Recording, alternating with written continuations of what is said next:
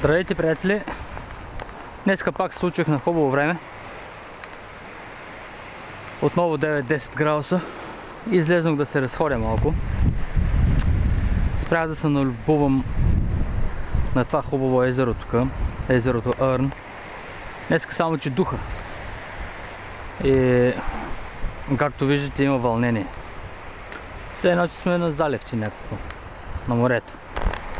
Само че температурите са малко по-различни. Та излезнах днеска да се поразходя. Отивам на едно мотокафенце, където се събират доста колеги, да видим има ли там някои, понеже видях, че вече карат. Тук сезона го отварят при първия слънчев ден. Но официално сезона си беше открит вчера. Вчера беше мотошоуто в Единбург.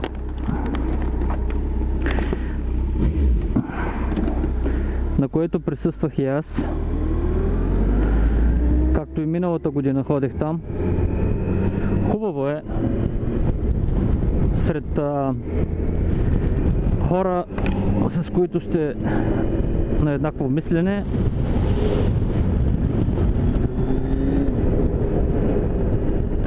Имаше по-големите марки бяха изложени на показ, но нищо съществено като нови модели. Нови цветове, да, но нови модели. Видях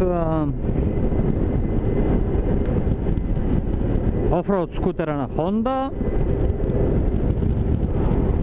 Това беше, нали, нещо по-интересно, което можеше да се види. Другото е супер адвенчъра на KTM, който също не бях го виждал на живо до сега. Имах възможността и да се покатеря, да го пробвам, в смисъл такъв да постоя на него.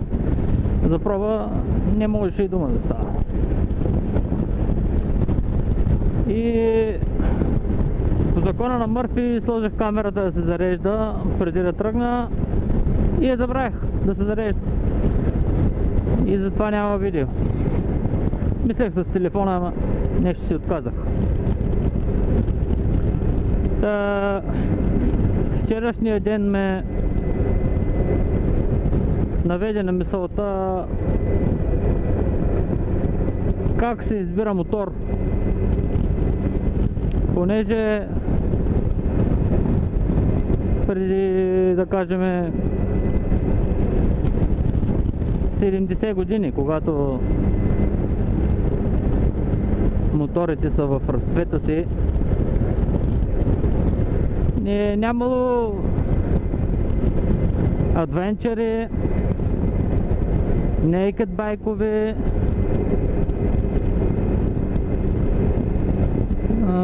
спорт туристи, просто си имало там някакви байкови, които да вършат всичко. Но с изминаване на годините ние може би станахме малко по-взискателни и започнахме да търсиме мотор за всеки един случай, а не един мотор за всичко. И затова се наровиха толкова много видове мотори. Но интересното е как си избираме мотора. Важното е да обърнем внимание на това за какво ще го използваме този мотор. Дали ще ходим на работа с него, дали само за разходки. От материалната страна на нещата трябва да се погледне доста сериозно, понеже частите и обслужването на моторите не е от най-евтиното, поне ако искаш да използваш качествени неща. Иначе на пазара има много китайски измислици, но никога не бих си сложил китайски гуми. Или пък накладки, например. Нещата, касаещи моята безопасност. Не искам от тях да спестя.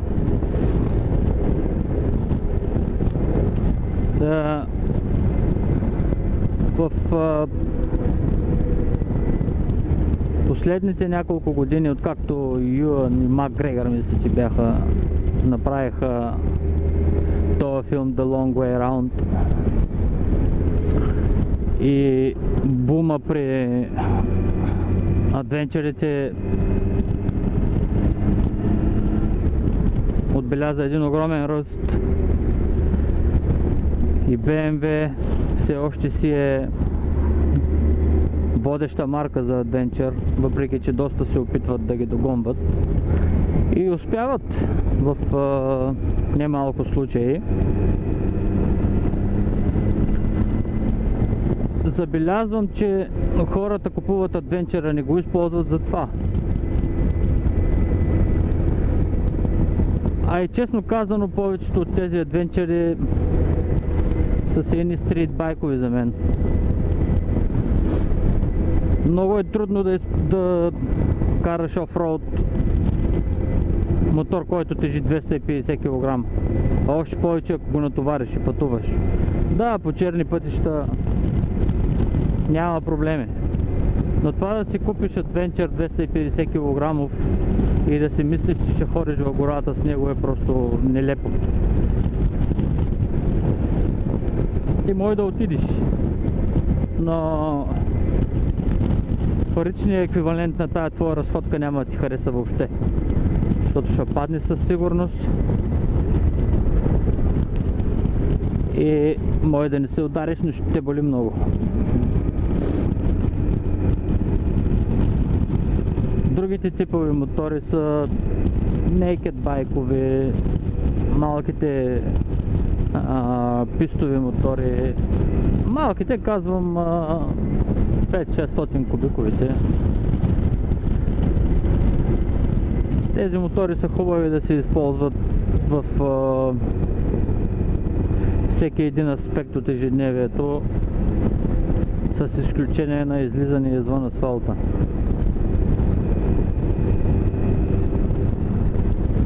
Някои си избират големи мотори, някои си избират малки. Моя мотор, например, тежи 300 плюс килограм. Не е най-хубавото чувство да си в трафик с него или да правиш филтринг между коли.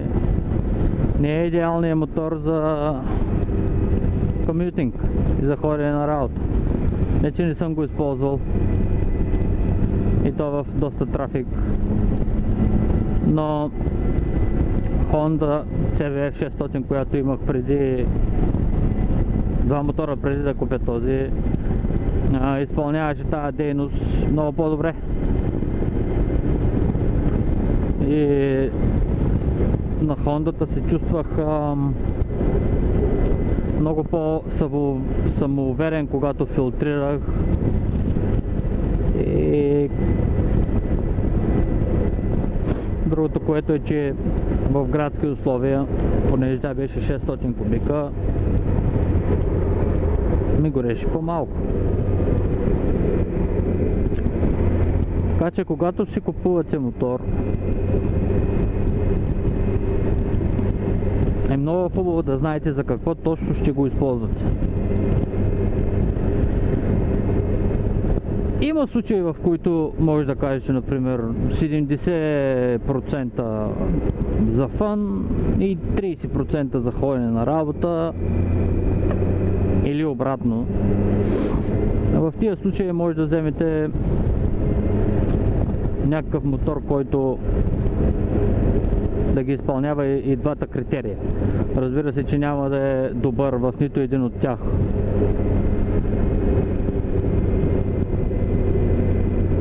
Но идеалният мотор все още не е създаден и сигурно никога няма да бъде създаден, понеже сме няколко милиарда различни хора с различни настроения. И всичките тези различни настроения не могат да се вземат в един общ знаменател.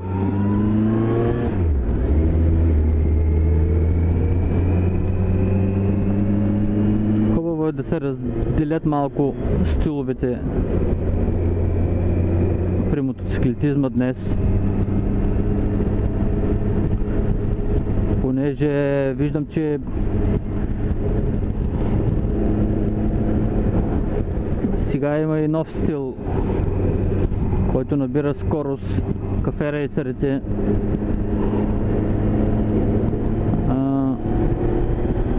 хубави мотори са, аз ги харесвам, различни са, но да си купиш кафе рейсър и да ходиш на работа с него не е най-добрият вариант, понеже това е Sunday байк за мен. Байк за уикенда, да излезеш, да облечеш някои по-фанси дрехи такива и да се покажеш. Няма ветрозащита, няма, някои от тях нямат и калници, за така, че няма никаква защита и са байкови повечето за сухо време, за хубаво време. Но всеки си избира какъв байк да си купи. Аз харесвам всичките. Най-добрият вариант за мен е да си купя по един от всички, но нямам такава възможност. Така че избрах оптималния вариант за мен. Знам за какво го използвам мотора и за какво ще го използвам за напред. Това е мотора за пътуване.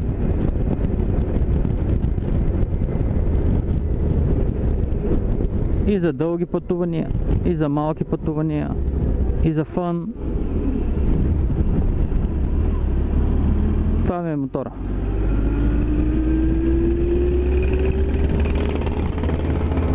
Хубаво е да обърнете внимание на това какво точно искате и как ще го използвате мотора. За да не се случи така, че да съжалявате някой ден защо сте го купили този мотор. И да искате да го продавате, защото от всяка една гледна точка сте на загуба.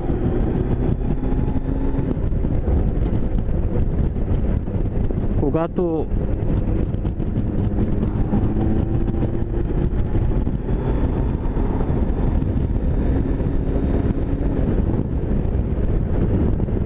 си избирате мотор,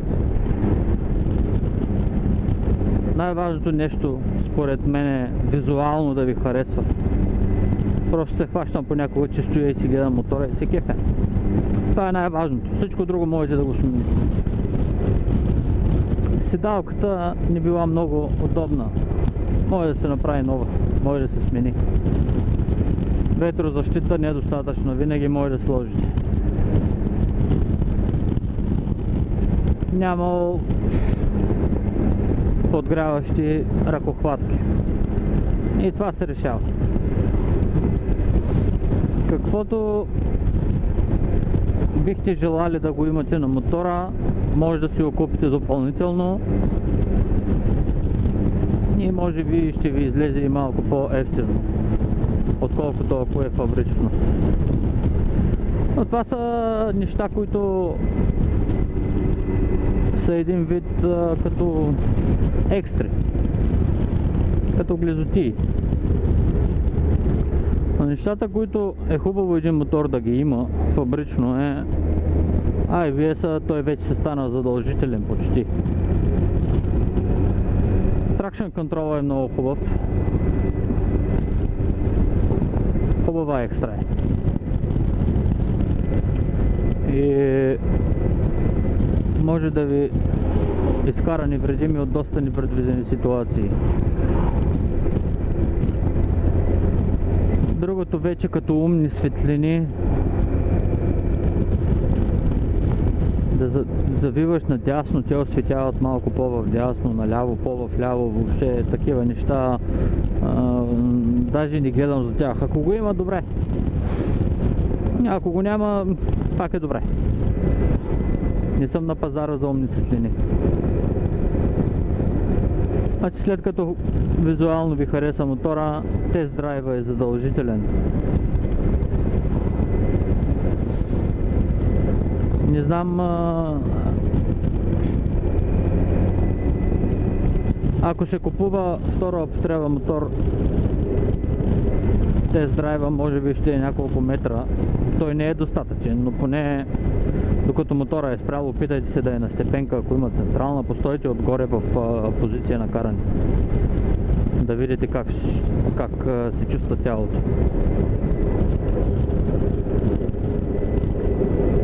Другото е, че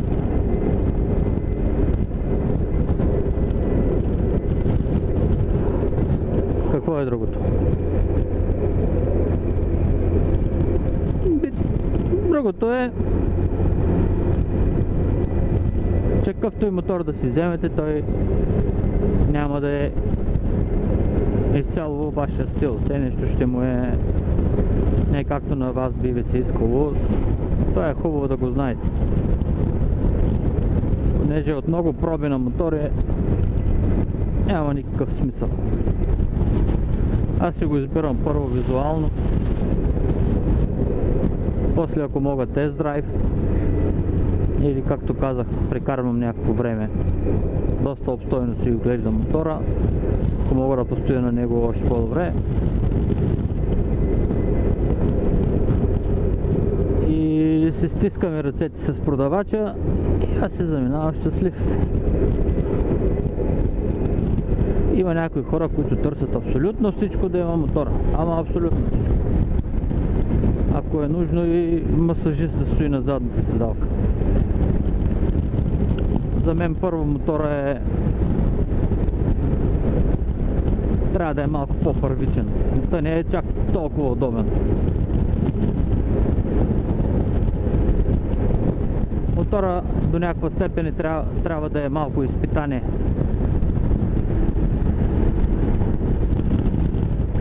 Да не си изцяло в комфортната зона. Точно това изпитание те кара да се чувстваш щастлив на мотора. Точно това, да имаш малко страх от мотора, да не ти е чак толкова много удобен. Точно това са нещата, които ми връщат всеки ден обратно на седалката.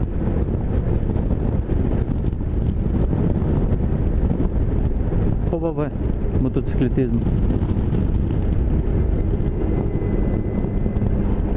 Особено е още по-хубав, ако имаш мотор, който те кефи много.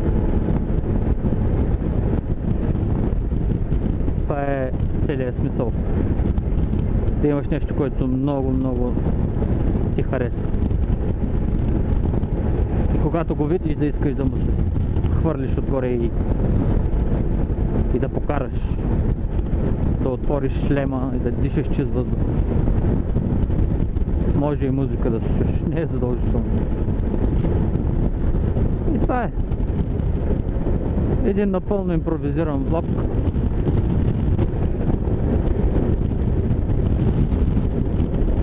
Надявам се, че ви харесват нещата, които говоря.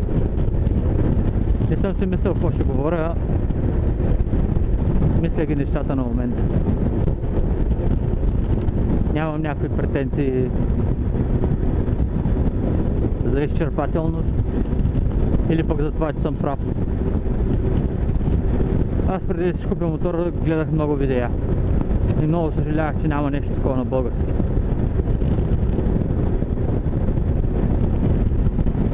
Това е положението, момчета. Аз отивам да пия кафе. Благодаря, че гледахте видеото. Благодаря и на бъдещи сабскрайбъри,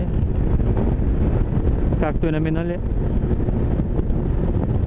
Днес имам нов сабскрайбър. Владислав Караджов мисля, че се казва. Проверете му канала. Много точен пич.